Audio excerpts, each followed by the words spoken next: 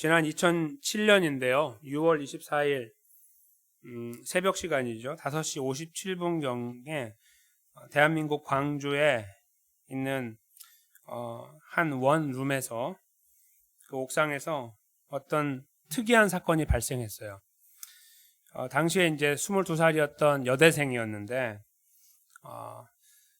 갑자기 그 높은 5층 높이의 10m 높이의 건물로 올라가서 뛰어내렸어요.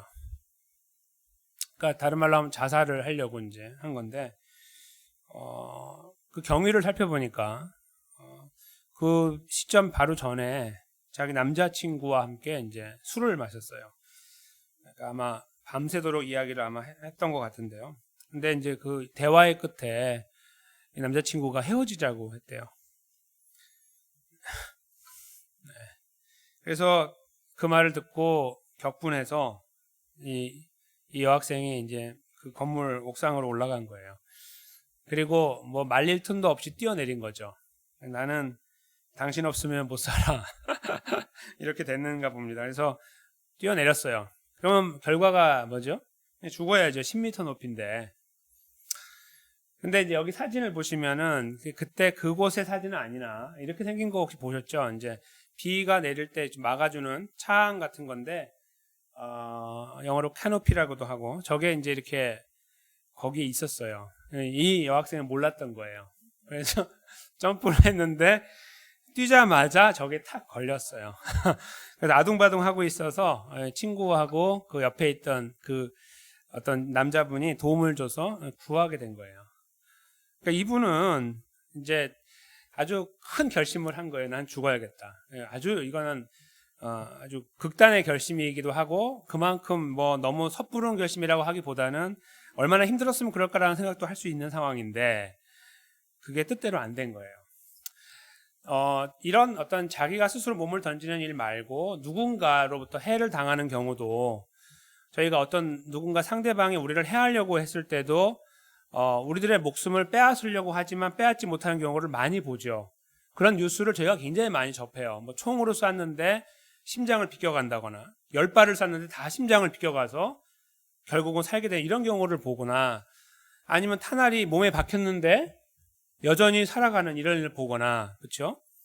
그리고 이제 만약에 그런 좀 케이스 말고 본인이 스스로 내가 더 이상 못 살겠다 해서 다리 위에서 뛰어내리는 뭐 한국 같은 경우는 한강다리고 여기는 저기 다른 저 위쪽에 있는 뉴욕에 있는 큰 다리 이런 다리겠죠. 그랬는데 어떻게 가다 보니까 지나가던 배에 떨어져 가지고 살거나 뭐 이런 경우들 저희가 많이 보아왔습니다.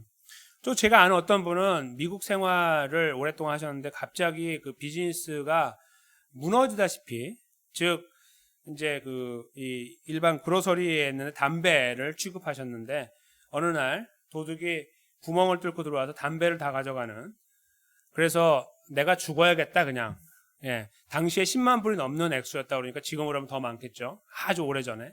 그래서 그분이 택한 방법은 차를 타고 하이웨이를 역주행하는 거였어요. 내가 그냥 박아고 죽어야겠다 이러고 그냥 간 거예요. 근데 새벽에 갔는데 차가 한 대도 없었대요. 자, 이런 거예요. 그러니까 지금 분명히 나는 결심하고 나는 오늘 죽어야 되고 누군가 나를 죽여야 되는 상황인데 안 죽어요. 그런 일들이 저희 안에 있습니다. 그것은 무엇을 저희들에게 말해주냐면 우리가 생명이라는 것을 마치 내가 가지고 있는 것처럼 여기고 내가 결정할 수 있다고 판단하나 또 그런 경우도 발생하죠. 물론. 그러나 그렇지 않다라는 것을 보여주는 거예요. 우리 안에 있는 게 아니다. 상대방의 안에 있는 게 아니다. 결국은 그것은 하나님께 있다는 것을 알려주고 있어요. 오늘 본문에서 저희가 이 내용을 다시 한번 깊이 접할 것인데요. 저희가 아마 이 내용을 기억하시면서 본문을 접하면 좀 도움이 되실 건데요. 무슨 내용이냐면 약 한 달 전에 저희가 요나서 본문 앞부분을 다루었죠. 요나가 가지고 있던 첫 번째 계획이 붕괴됐을 때에 그가 택한 두 번째 방법은 잔인한 대안이라고 제가 말씀을 드렸습니다. 그것은 소위 자살과 같은 행동이었다고 제가 말씀을 드렸죠.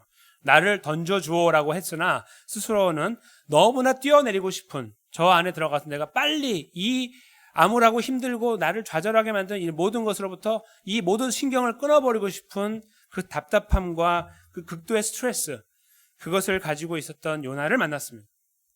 그리고 요나는 그 원하는 대로 사람들의 손에 의해 던져진 바 되는, 마치 사람들이 나를 죽이는 것처럼 됐으나 사실은 자기 스스로가 목숨을 끊어버리는 그런 결론에 도달했다는 것을 저희가 만났습니다. 바로 그 장면 이후에 오늘 본문이 시작되고 있습니다. 제가 이제 끊었던 것을 알고 계시죠? 근데 그 다음 장면에 보면 오늘 이제 본문이 시작되는데 17절에 보시면 물고기가 등장을 하죠. 큰 물고기. 저희가 고래라고 쓸 수도 있으나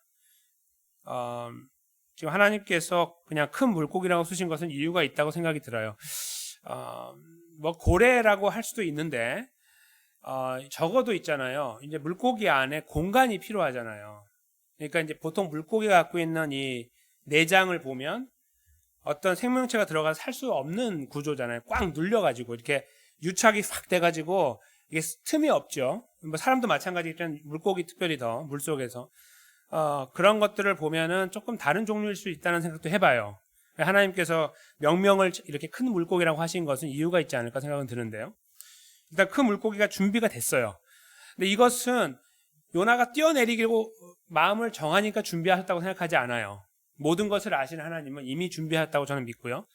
그래서 그 준비하신 물고기가 이 배로 다가오고 있었던 것을 제가 생각하게 되고 그가 뛰어내리고 나니까 요나를 삼키게 하셨습니다.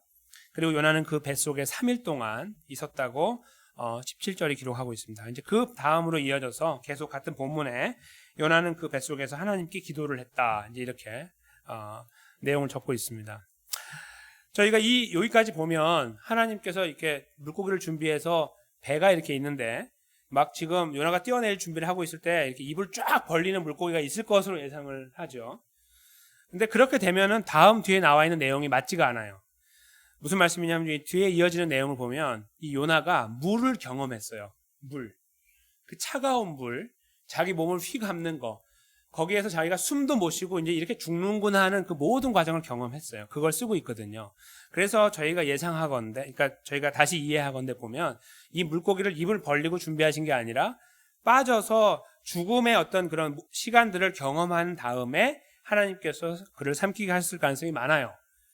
그런 걸 저희가 이제 느끼게 되면서 그래서 어느 순간이 지나서 그가 삼키게 됐고 그 물속에서 그는 3일을 있게 됐다라고 저희가 이제 보게 됩니다. 그리고 그는 거기서 기도를 하게 되는데요. 아마도 그 긴 시간들, 떨어지는 시간들 속에 느꼈던 그런 좌절과 절망, 거기에서는 무슨 후회가 있었을지 모르겠습니다. 혹시라도. 그러나 아니면은 그냥 이렇게 죽는 거야 라고 생각하고 있었는지 모르지만 이제 그 시간이 다 하고 났는데 보니까 눈이 떠지고 숨을 쉬고 있는 자기를 발견하게 됐을 때 그가 느꼈던 거예요. 하나님을. 자기가 그렇게 지금 거부하고 싫어하는 하나님을 느낀 거예요. 그래서 하나님께 기도하였다고 이제 눈을 뜨자마자 아니면 그거 확인하자마자 그의 변화를 이제 이렇게 쓰고 있는 겁니다. 그의 기도 내용이 2절부터 시작되죠. 가로되 내가 받는 고난을 인하여 여호와께 불러 아뢰엇 쌉더니 내가 말을 하나님께 했더니 하나님께서 내게 대답하셨고 내가 수올의 뱃속, 수올은 지옥을 말하는데 일종의 죽음을 말해요. 여기 이제 이 안에서는 죽음의 뱃속에서 부르짖었더니 하나님께서 나의 음성을 들어주셨습니다. 이렇게 하나님과 대화한 내용들을 쓰고 있는데 저희가 잘 알고 있죠. 요나는 기도하지 않았어요. 요나는 배에 타서 이 어려운 상황에 배가 흔들리고 다른 사람들이 오히려 하나님을 찾고 막 그랬는데도 불구하고 자기는 기도하지 않았죠. 제가 그거를 아주 철저하게 봤어요. 얼마나 마음이 완고하게 하나님을 향해 등을 돌리고 있었는지가 드러나요. 전혀 기도할 의향도 없고 하나님께 의지하고 싶지도 않았어요. 내 목숨 내가 끊겠다라고 던진 거예요. 거기까지 저희가 봤거든요. 그런데 어떻게 기도했냐는 내용이 여기 나와요. 그렇죠? 기도했는데 하나님이 들어주셨다는 말이 나와요. 어떻게 해서 이 이야기를 그가 지금 하고 있을까요? 기도하지 않았던 그가. 이 떨어지는 과정에 물속으로 들어가고 있는 과정 속에서 그가 느꼈던 것들을 종합해서 이 기도를 지금 하고 있다고 저희가 이해하는 것이 좋은데요. 왜 그러냐면은 이 기도는 일종의 시처럼 돼 있어요. 우리 지난 주일에도 예레미야 애가서를 저희가 함께 나눌 때에도 시라고 제가 말씀드렸잖아요. 그게 내용을 이해할 때 시적인 부분들을 잘 감안해서 이해해야 된다고 말씀드린 것처럼 여기도 그렇기 때문에 이제 소위 다큐멘터리라고 하는 거, 어떤 사실을 나열한 게 아니라 감정, 느낌, 어떤 이런 것들을 여기다 섞어가지고 쓰고 있는 거예요. 그러니까 여기서 이 모든 것들이 다 사실적이다라고 이야기보다는 이것이 의미하는 시적인 의미가 뭘까라고 보는 것이 더 이 본문을 잘 이해하는 거예요. 이제 그렇게 보면 그가 어느 아주 힘든 시간을 이 죽음이라는 것 가까이 갔다가 살아난 다음에 오는 감정의 정리들이 있을 거 아니에요. 이 정리들, 그걸 가지고 기도했다라고 보는 것이 더 정확한 거예요. 그러니까 그런 기도를 드렸을 때 깜짝 놀라서 이제 죽었다, 난 이제 이렇게 죽는구나 하고 있을 때 살아난 다음에 오는 어떤 새로운 감정들의 바탕을 두고 하나님을 향해 기도했더니 그 기도를 들어주셨다라고 이해하는 것이 이 기도에 대한 이해를 저희가 분명하게 할 수 있는 거라는 것입니다. 그리고 그가 계속 이어나가는 기도의 내용을 저희가 좀 더 살펴보겠습니다. 주께서 나를 깊음 속 바다 가운데 던지셨으므로 큰 물이 나를 둘렀고 주의 파도와 큰 물결이 다 내 위에 넘쳤습니다. 여기도 좀 말이 앞뒤가 안 맞죠. 왜냐하면 자기가 뛰어들었는데 마치 하나님께 책임을 전가하는 것처럼 보여요. 하나님께서 나를 깊음 속 바다에 던지셨으니까 자기가 던져줬잖아요. 그런데 하나님께 이렇게 말하고 있고 큰 물이 나를 둘렀고 경험하고 있는 거죠. 파도 속에 깊이 들어가 있는 모습이에요. 저희가 하나님과 관계 속에서 이런 경우들이 가끔 있는데요. 너무 답답하고 힘들 때 분명히 저희의 문제가 있어서 발생된 어떤 일이 있는데 이거에 대해 저희가 어떻게 반응을 하냐면 하나님 이거 잘못해서 이게 온 거죠? 이렇게 반응하지 않을 때가 참 많아요. 그렇죠? 저희도 모르게 그렇게 돼요. 너무나 연약하니까. 그래서 이거는 잊어버리고 이거만 이야기할 때가 있어요. 하나님 저 이거 왜 주셨습니까? 이렇게 하는 이걸 찾지 못할 때 이 원인을 놓치면서 이 문제를 이야기할 때가 참 많은데요. 요나가 지금 그걸 보여주고 있는 거예요. 자기가 뛰어들었는데 하나님이 자기를 눌러서 바닷속에 넣은 것처럼 표현하고 있어요. 마치 자기가 형벌 받은 것처럼 형벌 받을 만한 일을 했고 당연히 형벌인데 하나님이 던진 게 아니라 본인이 뛰어들었어요. 근데 그는 하나님을 향해서 이 기도 속에서도 완전하지 않은 모습으로 하나님께 가고 있는 거예요. 뭔가 불평을 분명하게 갖고 있는 모양으로 하나님 앞에 기도를 드리고 있는 연약한 모습들이 보여요. 그리고 내가 거기서 죽게 됐습니다. 아주 그냥 하나님이 나를 눌러서 물속에 깊이 나를 넣어버렸습니다. 이런 내용이죠. 그런데 거기에서 그 고통 속에서 이제 4절에 보시면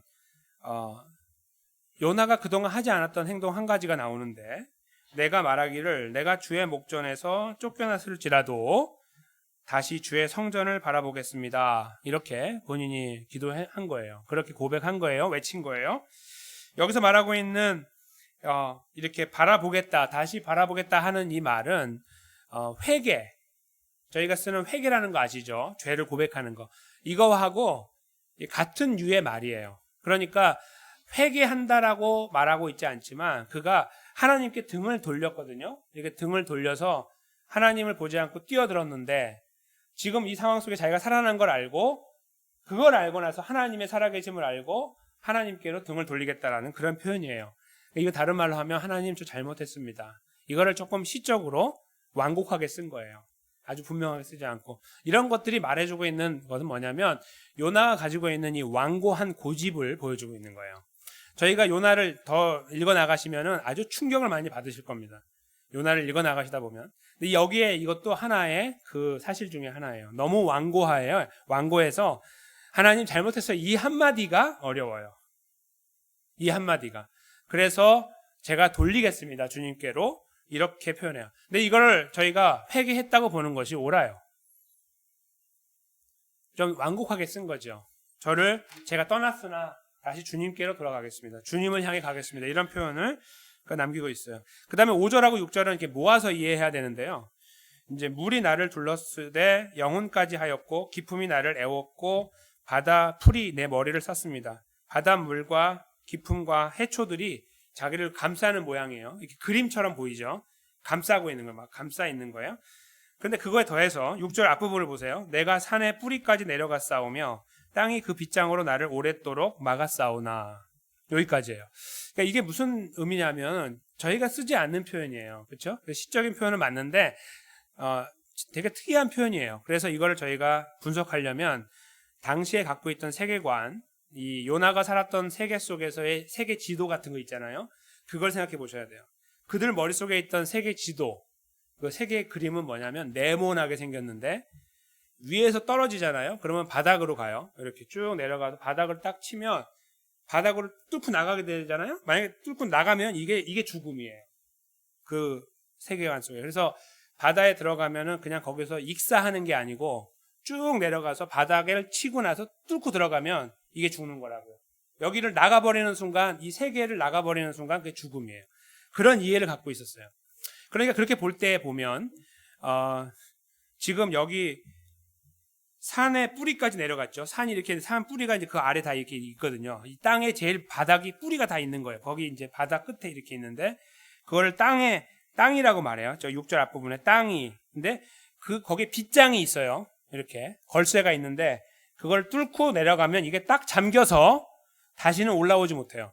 그러니까 한번 죽으면 끝난다. 그 말 저희가 여기서 이제 느끼게 되는 거예요. 그런 의미로 요나가 자기를 표현하고 있는 거예요.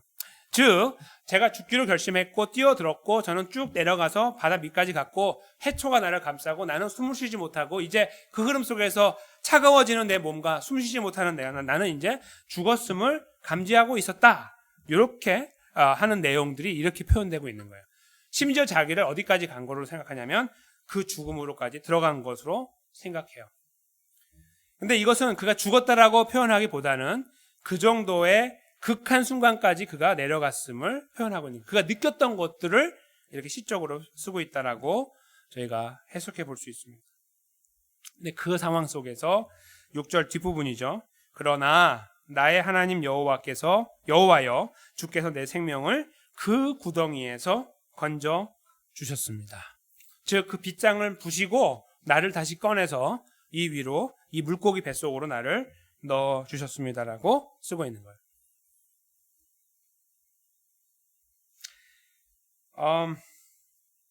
하나님께서 살려주셨다는 걸 느끼는 거예요. 지금 한편으로 요나의 마음속에 불편한 현실이 뭐냐면 아까 그 서두에 말씀드린 것처럼 정말 나는 오늘 결심을 했거든요. 나는 오늘 이제 그만 살고 싶어요. 아무 이유도 없어요. 그냥 이게 끝이에요. 그런데 안 돼.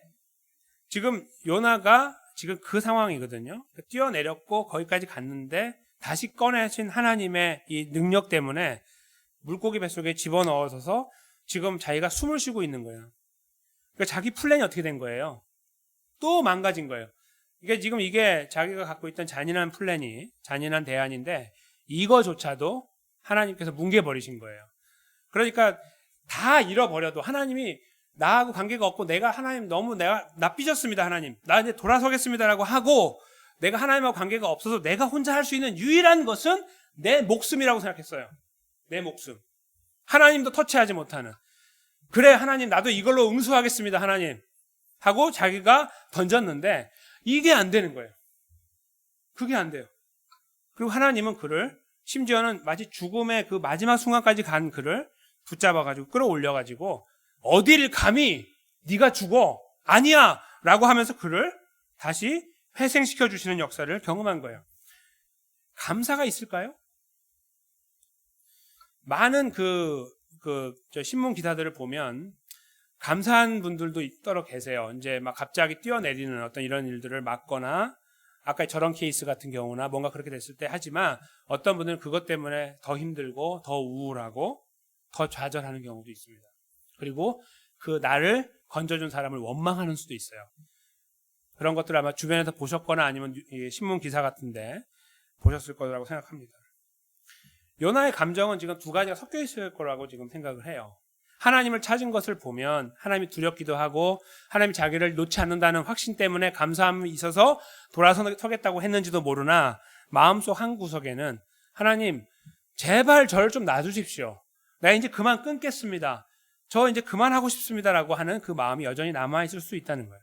그러니까 그가 여전히 이 굳은 목이 변하지가 않아서 회개라는 표현보다는 돌아선다는 표현을 쓰고 있는지도 모른다는 거예요. 아주 굉장히 지금 두 가지 감정이 혼돈 가운데 섞여서 있는 상황이다 이렇게 볼 수 있습니다. 그런데 그가 그 7절에 보시면 내 영혼이 내 속에서 피곤할 때 내가 여호와를 생각하여 샀더니 내 기도가 주께 이르러 싸우며 주의 성전에 미쳤습니다. 지금 이 하나님을 향해 등을 돌리고 다시 하나님을 향하여 등을 돌려서 섰을 때에 그가 하나님 앞에 입을 열어서 스스로 갖고 있는 마음의 쓴 뿌리들을 표출해낼 때에 거기에서 하나님께서 그거 하나하나 듣고 계신다는 것들을 느꼈다는 그런 의미가 될 것입니다.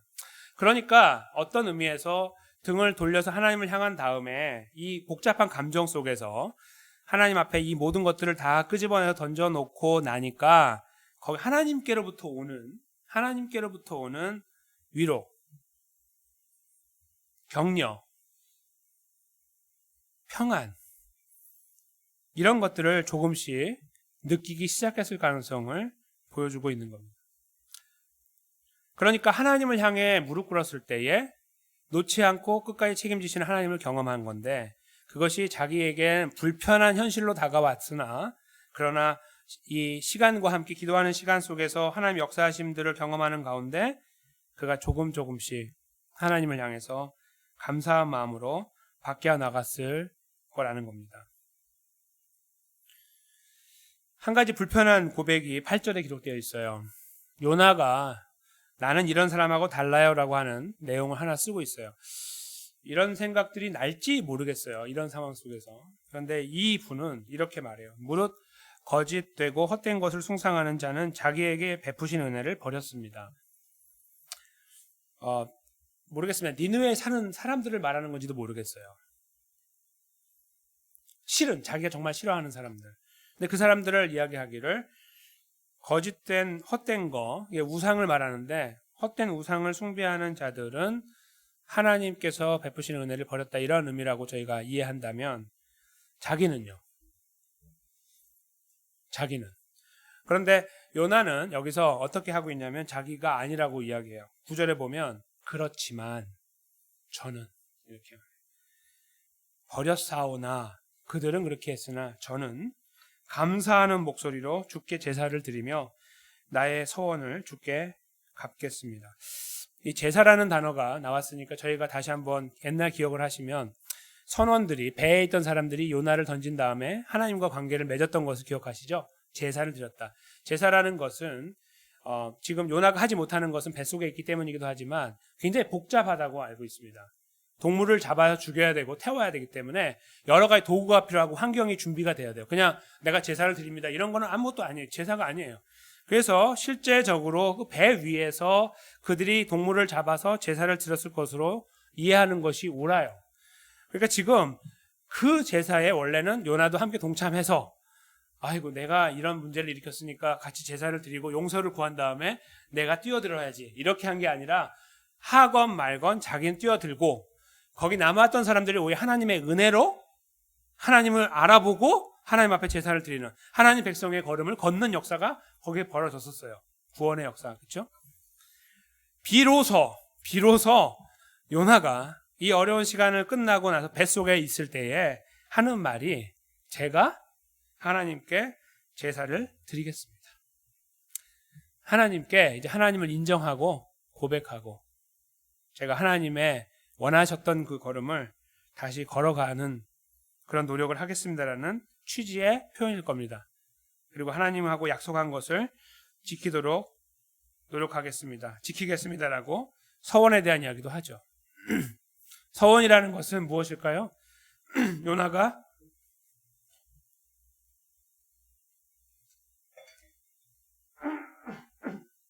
하나님이 부르신 선지자로서 니느웨로 가라고 하셨을 때 그 부르심에 대한 것일 겁니다. 부르신 자리에 어디든 가겠습니다. 선지자이기 때문에 바로 그 내용을 말할 거예요.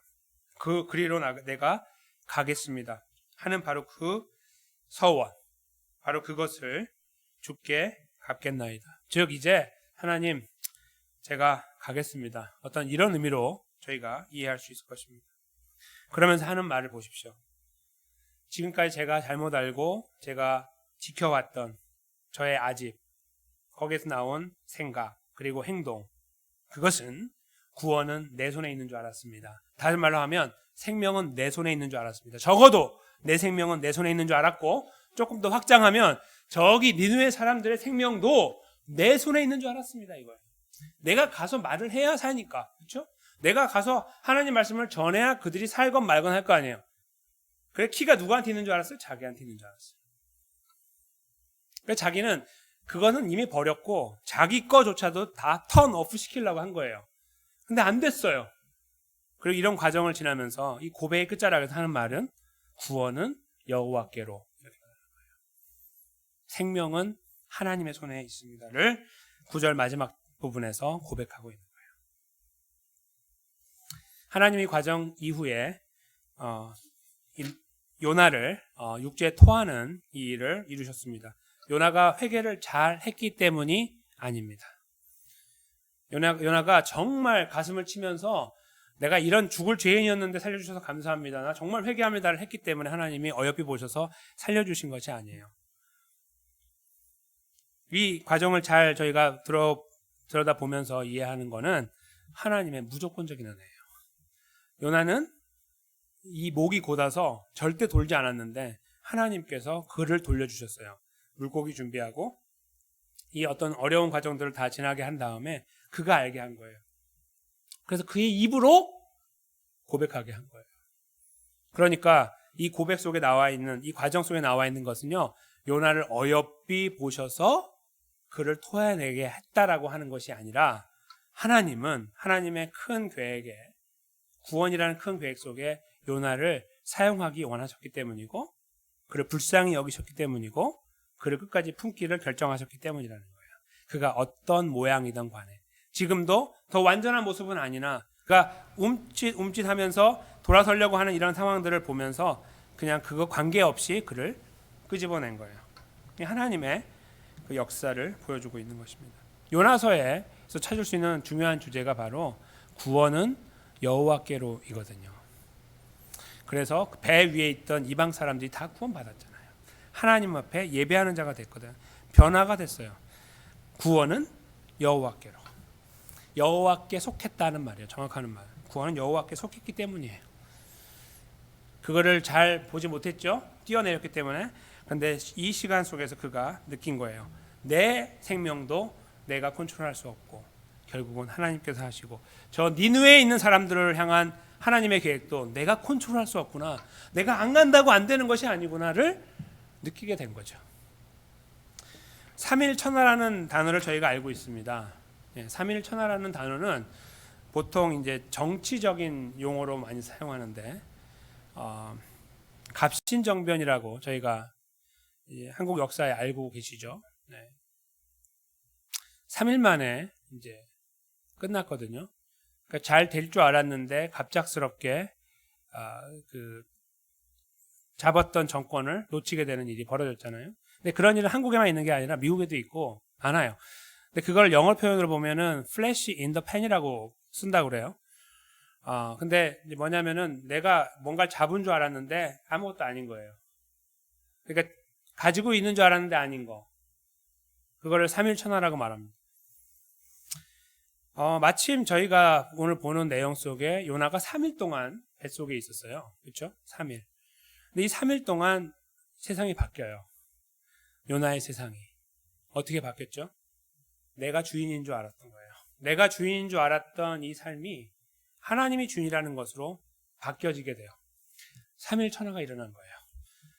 나 중심적으로 살았고 내가 컨트롤하려고 했고 그렇게 믿고 왔던 자기 인생이 이 뱃속에서 바뀌어버리게 된 거예요. 어떻게 해요? 하나님으로. 하나님이십니다라고 고백하게 됐고 인정하게 된 바로 그런 자리까지 서게 된 거예요. 3일 천하가 일어난 거예요. 이것은 그를 힘들게 하는 사건이 아니라 그로 하여금 진실로 하나님의 통치를 받으며 그 안에서 안전을 경험하고 하나님의 역사를 함께 이루어가는 복된 인생을 살아가는 결정이었던 거예요. 하나님은 그를 그 자리로 초대해 주셨던 것입니다.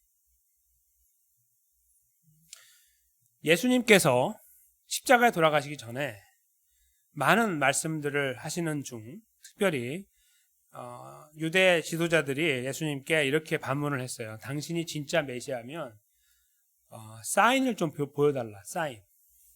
우리가 사인을 좀 보면은 당신이 진짜 메시아인 줄 알겠다. 이렇게 할 때 예수님께서 딱 2번 말씀하셨는데 마태복음에 2번 그리고 누가복음에 1번인데 마태복음 16장하고 누가복음 11장이 같은 내용인데요. 거기에서 말씀하신 게 요나의 표적이에요. 알고 계시죠? 요나의 표적밖에 줄 것이 없다라고 말씀하시는 게 2번 나오는데 그 한 번이 마태복음 16장하고 누가복음 11장인데요. 거기에서 하시는 말씀의 핵심은 요나가 니느웨 사람들을 향해 복음을 전했던 것처럼 나 메시아는 유대 하나님 백성인 이스라엘을 향해 복음을 전하기에 왔다. 이렇게 서로 이렇게 비유를 만드는 거예요. 서로. 영어로 패러럴이라고 그러죠. 이렇게. 그래서 이렇게 온 것처럼 나는 이렇게 왔다라는 이게 표적이다. 이렇게 말하는. 그렇게 말씀하시는 장면이 한 번 나오고요. 또 한 번은 같은 마태복음 앞부분 12장인데요. 거기서도 요나의 표적밖에 보여줄 게 없다라고 하셨는데 거기에서는 좀 다르게 말씀하셨어요.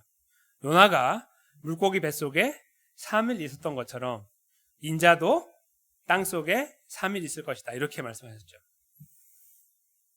예수님께서 요나의 이 예를 오늘 이 본문을 사용하신 거예요. 이 3일이라는 것이 중요한 거죠. 3일. 3일 동안 그가 뱃속에서 변화가 됐죠. 그의 인생이 바뀌고 가치관이 바뀌고 삶의 주인이 하나님이심을 다시 한번 고백하는 역사. 3일 천하가 일어났는데 예수님께서도 3일 천하를 이루셨습니다. 무덤에서 3일 만에 부활하셨으니까요. 예수님의 3일 천하는 무엇일까요? 예수님의 존재를 바꿔야 되는 그런 건가요? 그렇지 않죠. 예수님의 이 3일 천하는 사탄의 권세를 짓밟아 버리신 역사였습니다. 사탄이 자기가 세상의 주인인 줄 알고 까불고 다닐 때, 그렇죠? 예수님을 십자가에 못 박는 과정이 다 완성됐을 때 얼마나 쾌재를 불렀겠습니까? 끝났다고. 그렇죠? 하나님께서 쐐기를 박으신 거예요. 3일 만에 예수님을 끌어내면서 봤지? 이렇게 된 거죠. 3일 천하가 된 거예요.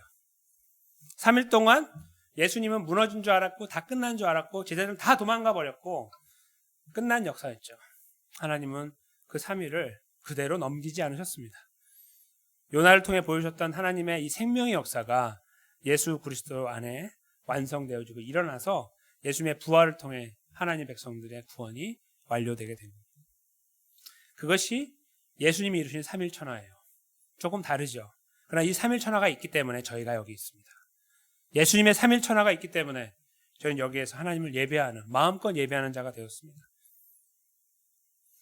그런데 저희가 그런 하나님의 은혜를 입은 사람들로 2022년을 시작해서 살아가는데 한번 저희가 잠깐만 요나의 모습을 이렇게 살짝 스쳐보면 저희 안에도 그런 모습이 남아있는 것을 느끼게 됩니다. 무엇이냐면 여전히 내 삶의 주인이 나라는 이런 거. 그러니까 내가 이걸 결정하는 건 나지 하나님이 아니다라는 거. 이런 것들이에요. 그러니까 하나님은 내 주변을 맴돌고 있을 뿐 내가 뭔가 결정하면 그때 역사를 할 뿐 모든 건 내가 하는 거라고 생각하는 거예요. 내가. 그러니까 이 디시전 메이킹 하는 결정 내는 모든 과정에서 하나님을 찾거나 의지하거나 부르짖거나 때로는 내가 갖고 있는 계획과 뜻에 대해서 살피거나 이것이 하나님이 원하시는 건가 그런 것들을 다 생략하고 우리 중심으로 하나님 앞에 나아가서 진행하는 거예요. 때로는 요나처럼 어떠한 우리만의 하나님을 향한 앵거가 있을지도 몰라요. 불편한 마음, 분노 이런 것들. 하나님께서 나를 향해서는 왜 이런 것들을 주지 않냐라고 하는 어떤 그런 것들이 또 있어서 우리 스스로 갖고 있는 분노가 있을지도 몰라요. 요나처럼. 아예 등 돌리고 조금 가고 싶을지도 모른다는 거죠. 어떤 상황에 있건 관계없이 저희가 혹시 이러저런 이유 때문에 우리가 컨트롤을 한다. 내가 내 삶의 키를 갖고 있다라고 생각하고 계시지 않은지 그걸 저희가 이 새해 벽두에 우리에게 던져야 되는 질문이 아닐까 생각하는 것입니다. 요나는 그것을 저에게 아주 분명하게 보여줬습니다. 요나가 무능한 자기 때문에 너무나 연약한 자기 때문에 저렇게 연약하게 행동한 것이 아니라 우리와 똑같은 성정을 갖고 있는 사람인데 그가 우리에게 말 못하는 그만의 경험이 있기 때문에 저렇게 등을 돌리게 됐다는 것을 저희가 감안해서 이해한다면 저희 모두에게 있는 이유도 똑같이 적용되는 거예요. 우리만의 이유가 다 있거든요. 그가 갖고 있던 것처럼 우리도 이유가 있어요. 거기에서 우리가 하나님께 어떻게 반응을 보이는지 그건 다 우리만의 일이에요. 그렇죠? 근데 거기에서조차 어떻게 반응을 보이시는 거는 다 우리가 하고 나가고 있는 걸음인데 그 가운데에서 이 인생의 통치자가 되시는 하나님을 우리는 얼마나 많이 인정하고 가느냐. 내 이 작은 하나의 문제, 저 중대한 일의 이 결정, 이것을 내가 여기서 이렇게 틀면 이렇게 되고 이렇게 틀면 저렇게 돼, 이렇게 생각하고 가고 있는 거 아니냐. 이거 다 나한테 달렸어. 이렇게 하면서 이렇게 틀면 저렇게 되고 이렇게 틀면 저렇게 절로 간다. 이런 것들이 아예 못이 박혀 있어서 거기에 하나님이 들어갈 틈이 없고 오히려 거기에서 우리가 이걸 결정해 나가고 있다는 거에 더 많이 무게를 두고 걸어가면서 하나님을 요청하고 있는 거 아니냐는 거예요. 하나님 저 결정합니다. 예? 이렇게 합니다. 저 이제 백업은 하나님이 하시는 거죠. 이런 거 말이죠. 요나가 저희들에게 보여주고 있습니다. I am wrong. 저는 틀렸습니다를 보여주고 있어요. 제가 마지막 던지는 이 고백이 진짜입니다. 구원은 하나님께 속했습니다. 우리 인생은 하나님의 손에 있습니다. 이 고백이에요. 이 고백을 던지는 요나의 이 외침을 저희가 마음 깊이 새겨넣어야 됩니다. 우리가 이 고백들을 던질 수 있는 이유가 예수 그리스도라는 사실을 위에 서서 감사함을 만끽하는 것도 중요하나 그 연장선상에서 2022년을 계획하고 걸어가는 속에 하나님의 주인 되심에 대한 확신을 갖고 더 분명하게 이 모든 문제들을 맡겨드릴 수 있는, 의탁할 수 있는, 오늘 요나가 그 어려운 속에서도 하나님께 등을 돌리면서 느꼈던 감사들, 그렇죠? 복잡한 감정 속에서도 결국은 등을 돌리면서 하나님을 바라보면서 오는 회복들, 그런 것들을 경험하는 것처럼 저희들 삶에서도 바로 이러한 걸음들이 풍성하게 이루어져 나가야 된다고 믿습니다. 그것은 그렇게 하나님 우리를 어여삐 보시기 때문이 아니에요. 그렇게 하셔야 하나님이 어여삐 보시는 게 아니고요. 하나님이 이미 우리를 향한 책임을, 우리를 불쌍히 여기심을 예전과 동일하게 지금도 유지하고 계시기 때문이에요. 우리가 함께 나누고 있는 저 표 그대로예요.